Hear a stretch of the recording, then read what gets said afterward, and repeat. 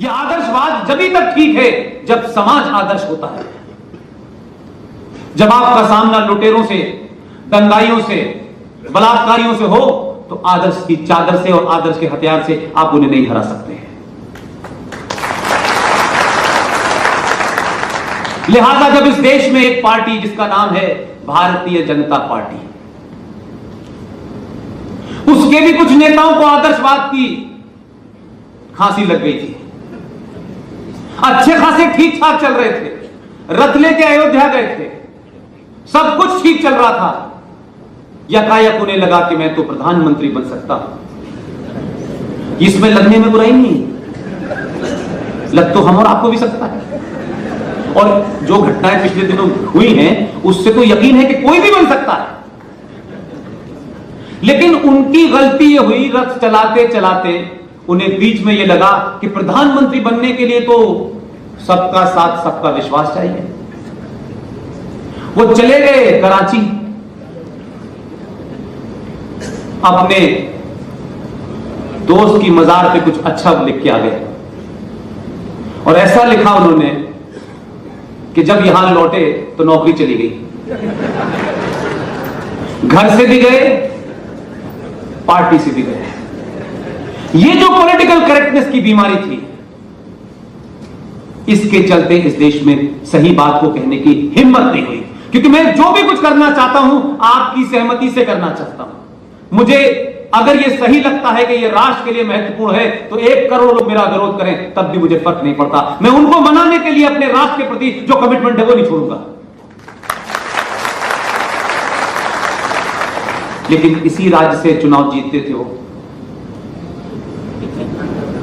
यहीं से जाते थे जहां ना कोई सिंधी रहता था। लेकिन हुआ क्या, आपके राज्य का एक आदमी, देखिए कुछ घटनाओं को हम छोटा समझ सकते हैं लेकिन उसकी प्रतिक्रिया आसाम तक हो रही है, बंगाल तक हो रही है, कन्याकुमारी तक हो रही है। मैं पूरे देश में घूम रहा हूं, अपने घर कभी कभी जाता हूं, जो रिएक्शन है लोगों में जमीन पे वो शेयर करना चाहता हूं और आपसे इसलिए करना चाहता हूं कि आपने जिस भट्टी में तपा करके लोगों को भेजना शुरू किया है, ये भट्टी बंद ना हो, लगातार ऐसे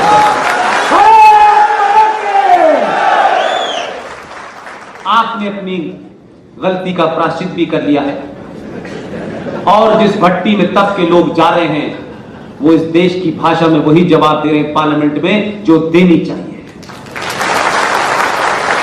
कोई लाग लपेट नहीं है नंबर 2 में।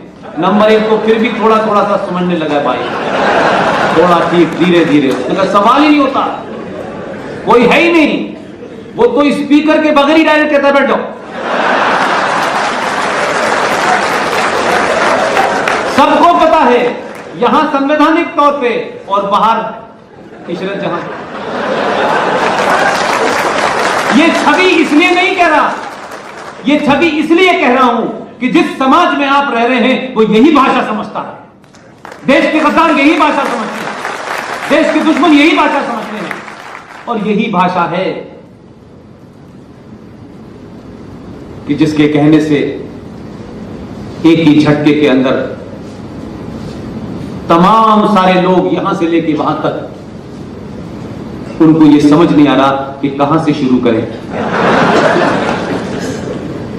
मैं कह रहा हूं सत्ता में बैठने के बाद भाषा पे संयम होना चाहिए, लेकिन जो मौजूदा जोड़ी है उसने कहा एक रखेगा भाषा पे संयम, दूसरा तब के खोल के मारेगा। और अपनी बात कहने में, क्योंकि वो बात राष्ट्र के लिए है, उसकी भाषा क्या है, उसकी बॉडी लैंग्वेज क्या है, उसकी ग्रामर क्या है, यह महत्व नहीं रखता, इसका कोई महत्व नहीं है। दुनिया में जो जीता हुआ होता है वो कितना भी बड़ा अत्याचारी हो, जीते हुए लोगों का इतिहास लिखा जाता है, आदर्शवादी लोगों का इतिहास नहीं लिखा जाता। भारतीय जनता पार्टी का जब भी इतिहास लिखा जाएगा, जब तक इनको भी आदर्शवाद की पराकाष्ठा में जी रहे थे, ये बहुत कोशिश कर रहे थे कि सब इसको भी खुश उसको भी खुश, इस खुश करने में ये पार्टी 1984 में एक फूल दो माली थी। बहुत आदर्शवाद। वही पार्टी, भट्टी भी वही थी, आपकी लेबोरेटरी से तब के गया था। कुछ लोग कह रहे थे कोई और भी जगह लेबोरेटरी है, लेकिन लोगों को पता नहीं था यह लेबोरेटरी कब बन गई। और जब वो गया, उसने कहा आदर्शवाद खुट्टी पे टांगने के बाद अच्छा लगता है, वहां लटका रहना चाहिए। देश के लिए जो करना है उसमें आदर्शवाद क्या चीज होती है। तो आप म्यांमार में भी चले गए मारने। म्यांमार की बात पता चला कि आवाज कम हुई, फिर पड़ोस में चले गए, और एक ही झटके में ये घटनाएं मैं इसलिए कह रहा हूं कि आज से 50 साल के बाद लोग पूछेंगे जिस देश की विदेश नीति, चाणक्य देश की विदेश नीति क्या है। चाणक्य जिस देश में पैदा हुआ हो, आपने चाणक्यपुरी तो नाम रख दिया है जहां डिप्लोमेट रहते हैं।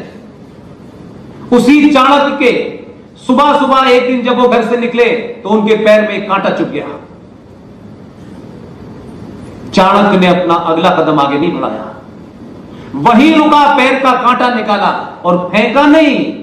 जिस रास्ते से आए थे उसी रास्ते पे ढूंढते हुए गए कि ये पैदा कहां हुआ था। 10 कदम इधर और 10 कदम इधर, देखा कि एक पेड़ लगा हुआ है, उस पे गोखरू का कांटा है। वो कांटा अपने साथ ले गए नहीं काम पे। दूसरे दिन एक बाल्टी मट्ठे की लेके आए और उस पेड़ की जड़ में दे दी, और आगे लिखा कि दुश्मन को जड़ से समाप्त कर दो। ये मैसेज था। ऐसा नहीं था कि संडे था तो छुट्टी थी, ये मैसेज था। हम उस समाज, हम उनके वंशज हैं, और हम क्या कर रहे हैं। हमारी विदेश नीति की पॉलिसी क्या थी, ये बात इस देश को कहीं समझ में नहीं आई। दुनिया वाले पूछते ये पॉलिसी तो हमने पहली बार देखी है, क्योंकि हम आदर्शवाद में जीते हैं कि हम पहले हमला नहीं करेंगे। युद्ध हो रहा हो, युद्ध की संभावनाएं हो, और हम पहले हमला नहीं करेंगे, क्योंकि हमें उस आदर्श की स्थिति में इस बात का यकीन था कि हम पे जब हमला होगा तो हम जिंदा रहेंगे, तब हम करेंगे। भाई ये कहीं दुनिया में पॉलिसी हो सकती है। एक आदमी बंदूक लेके आ जाए और मैं कहूं जब तक ये हमला नहीं करेगा तब तक नहीं मैं करूंगा हमला, तो मुझे इस लायक छोड़ेगा मैं हमला करूं उस पर, मैं तो जवाब लायक भी नहीं रहूंगा।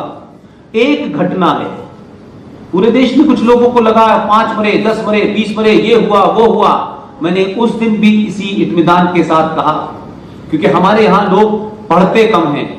अपने पड़ोस में क्या हो रहा है, उनकी लड़की किसके साथ टहल रही है, इसका पूरा रिकॉर्ड है। अपनी लड़की कहां टहल रही है इसका रिकॉर्ड नहीं है। इसी तरीके से जिन लोगों को पड़ोसियों के बारे में जानने का इतना शौक है, लेकिन इस पूरे देश को पड़ोसी मुल्क में क्या हो रहा है ये नहीं जानना चाहते। न पढ़ते हैं, न देखते हैं, न सुनते हैं। भाई आप कहते हैं हमें क्या करना है, पड़ोस में क्या हो रहा है, क्या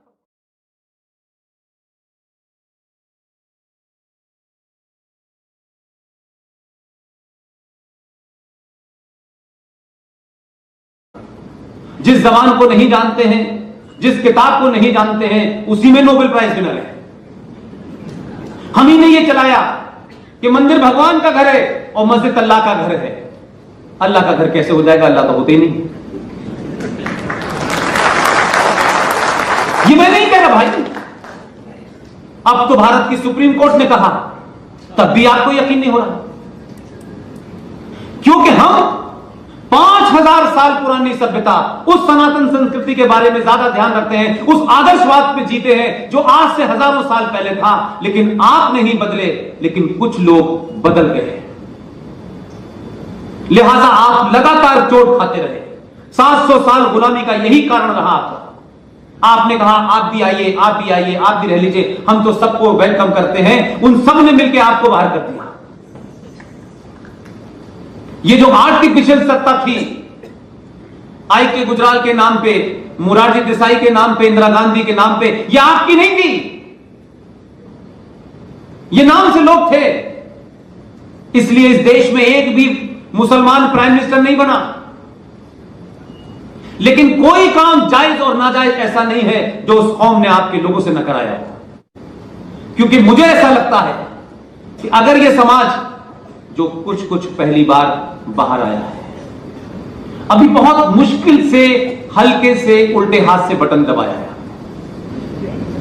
हल्का हल्का सा आपने एहसास किया है कि बहुत दिन हो गए कोई हमारे कंधे पे जबरदस्ती हाथ रखा हुआ है, आपने सिर्फ हाथ हटाया कि भाई अपना हाथ हटा लो, 70 साल से आपके हाथ से बोझ चल गए। वो कहते हैं अरे आप इंटॉलरेंट हो गए।